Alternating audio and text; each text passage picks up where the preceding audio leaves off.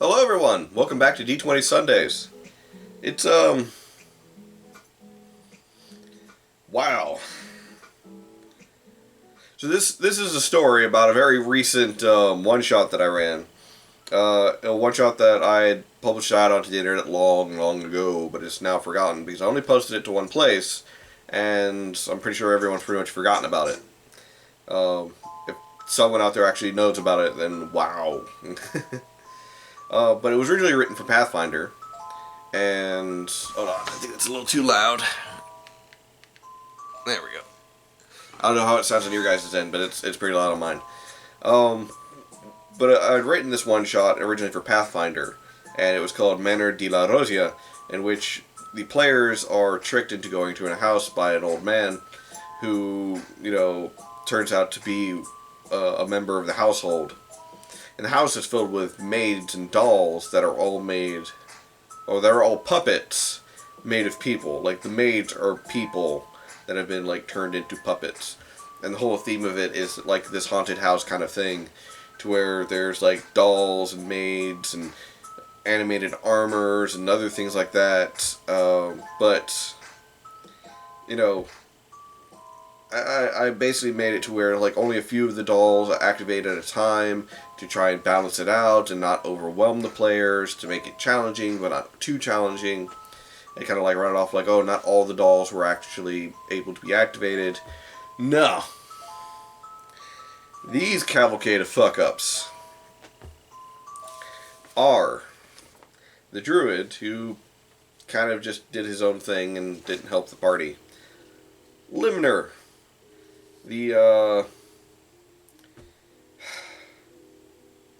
no, he actually kind of did his job as a cleric. Atreus, the paladin, yeah, he did his job. Gaston, bit of a metagamer, but he did it. He was pretty good. He worked very well with Atreus. The two of them were very good working together. Emmett, this motherfucker.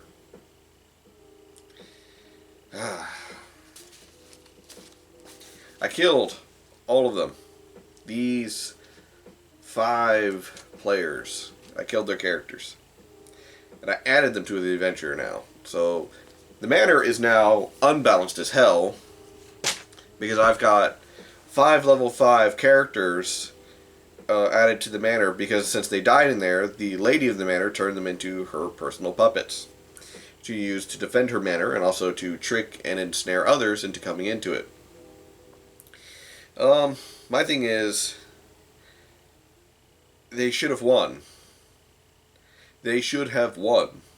Even before I did my usual thing where I ran mock battles, and they should have won. They had essentially 4 healers, because one of them is a fighter warlock, and the warlock is a celestial bound warlock, so he's got some healing. You got a paladin who's got lay on hands and stuff. You've got 2 clerics and a druid. They had heals for days. I figured, hey, with this kind of build, they should be able to, win purely by endurance. These fuck-ups. There was one player that I didn't kill. Partly because I just took pity on him, because he was the only one who really tried to, not screw over everyone else.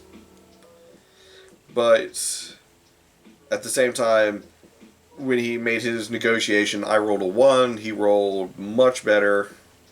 I was like, yeah, you're the 4th person to grovel, and you groveled so well that she finally just took pity on you. It's okay, you can live and leave.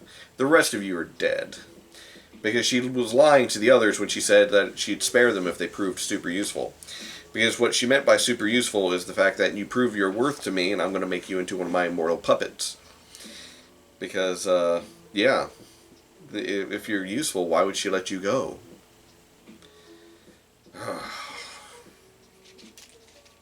these idiots. So, it all started in the first room, in the first encounter, in the second round of combat. Actually, no. I'll start from the beginning. They got to the house, and they realized very quickly that, this is probably a trap. And once they, were fully in the house and the doors shut behind them and the barrier shimmered up, telling them the poem. And, long story short, the poem itself meant that, one of you has to die. You have to sacrifice another player's heart to the door in order to open the door again to leave. And, two of the players figured that out just before the final boss fight. So, first room, a nice, loving foyer.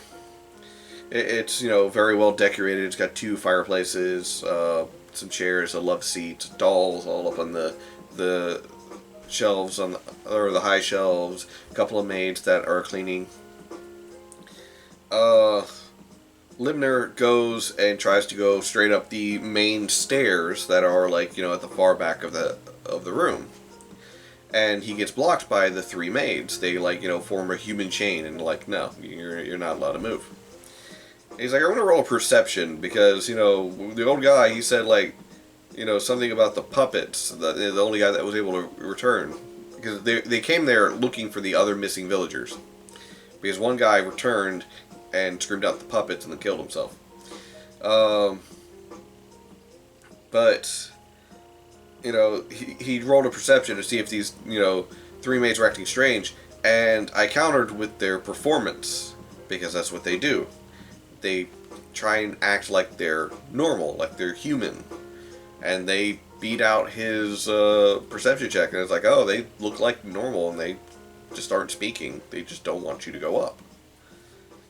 And, first round of combat ensues with 2 of the 3 of them snatching onto Limner.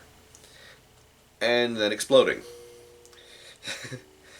And then one of the dolls up on the shelves yells, "We grab on and then we explode! I'm gonna blow up!" And then combat ensued. First round, 5 of the dolls descended upon the party. Limiter cast Dispel Magic on the one maid that didn't blow up because he was able to escape its grapple. And it fell apart. And it had, when it fell apart, it showed the explosives inside of it. Well,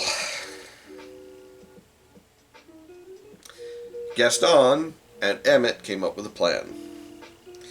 Gaston suggested that Emmett grab the explosives, mostly to use to try and break through the door. Using Conjure Barrage to break through the door. That's right, Conjure Barrage. Put the spell up right here for you. Emmett had it due to his background, and, I was like, okay, that's fine. But then he grabs the grenades. They do 2d6 damage. And he casts Conjure Barrage in a 60-foot cone up. Meaning the grenades will go up and then fall back down. And he hit everybody. All the dolls that hadn't been activated, all the other players, and himself. I had everyone do dexterity checks. He killed Lemner. Outright, full-on, dead. Because he already had taken damage. And then he failed his savings throw. So he took 82 points of damage. Because he had spawned enough grenades to do 24d6 damage.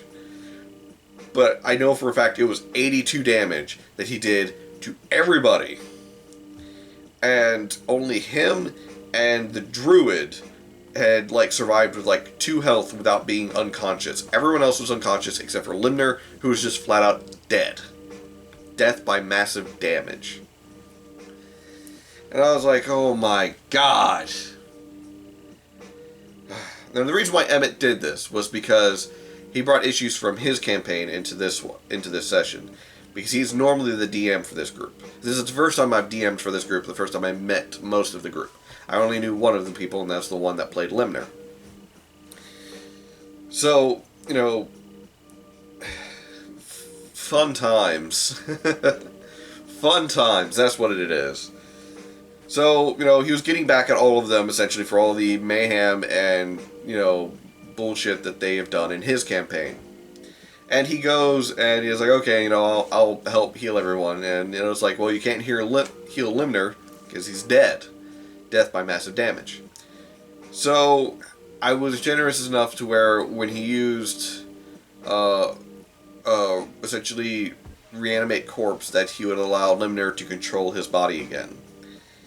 And Limner cast Revivify on himself to essentially bring himself back to life. And it's like, okay, I'll allow it. I'll allow it, because Emmett, you're a jackass. So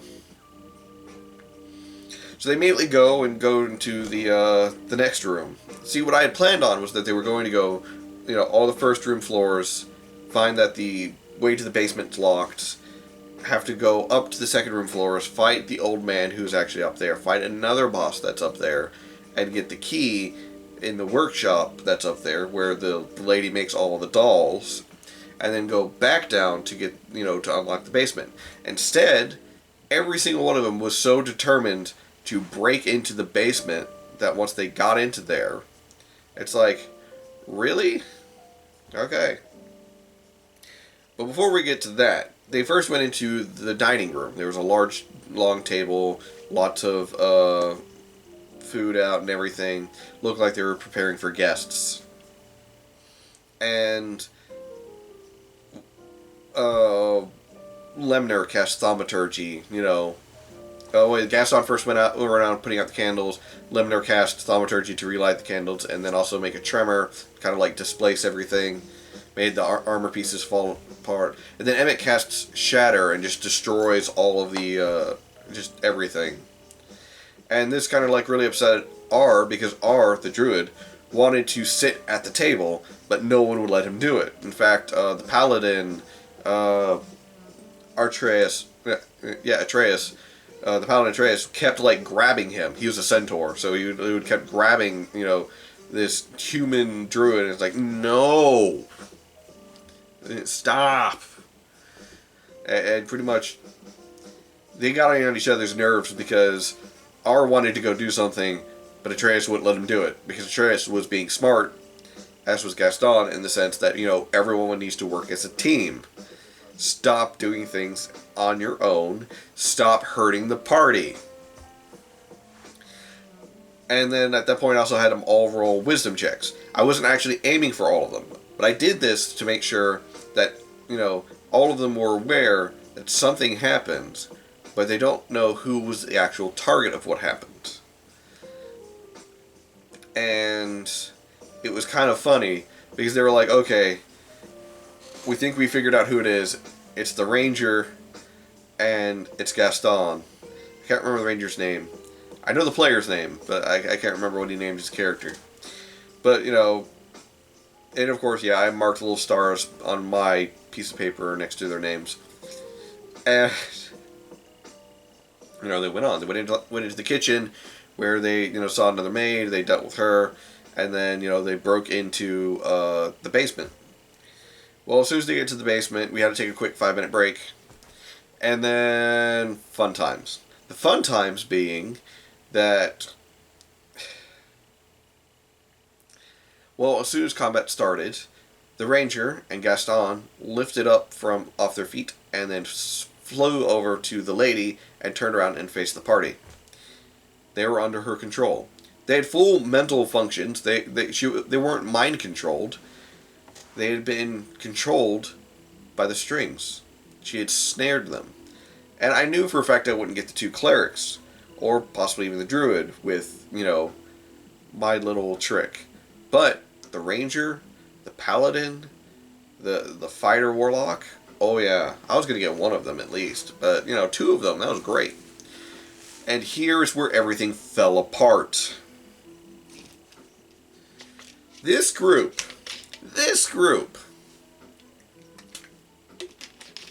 So what's the first thing that comes to mind? Sure, you can hear that the rest of the house is coming up behind you.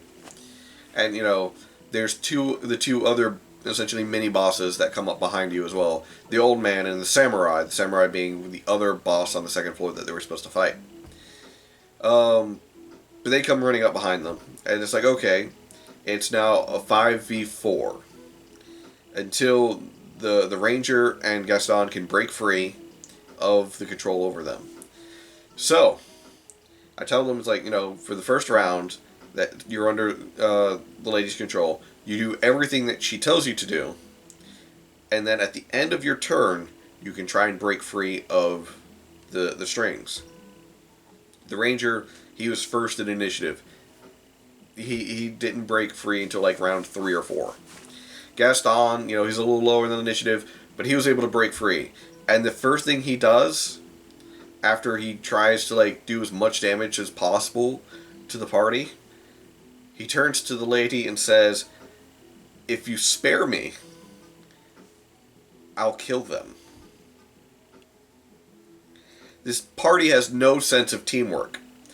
The idea that 2 of them were able to be, controlled, and that they had odds against them, they didn't think, hey, if we kill the puppet master, the lady, and we hit her hard enough and kill her fast enough, then we don't have to worry about the rest of the house coming after us.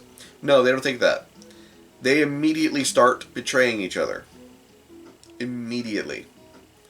Because Atreus comes charging up, he fails in his attack, he doesn't hit the lady, which was kind of surprising.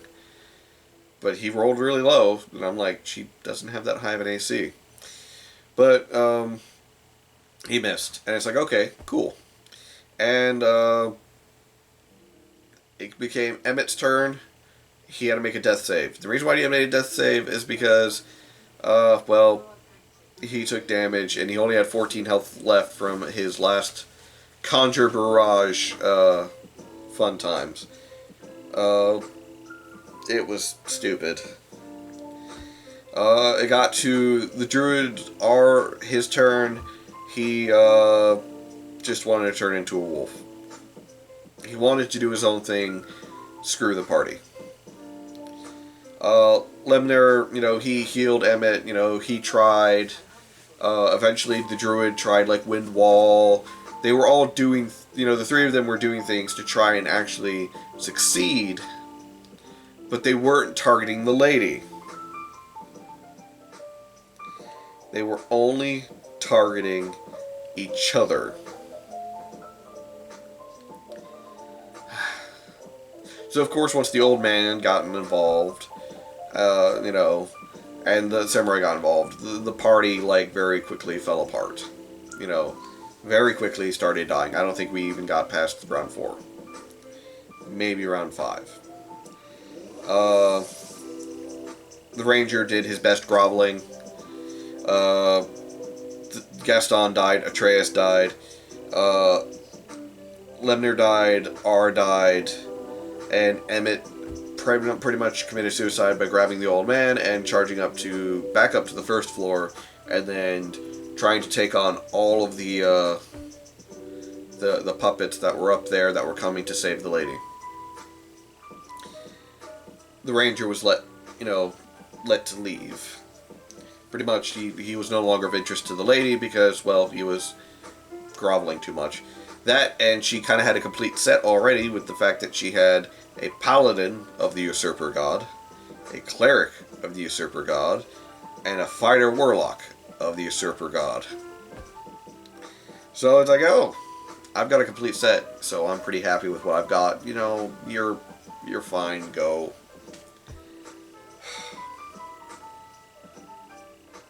This group,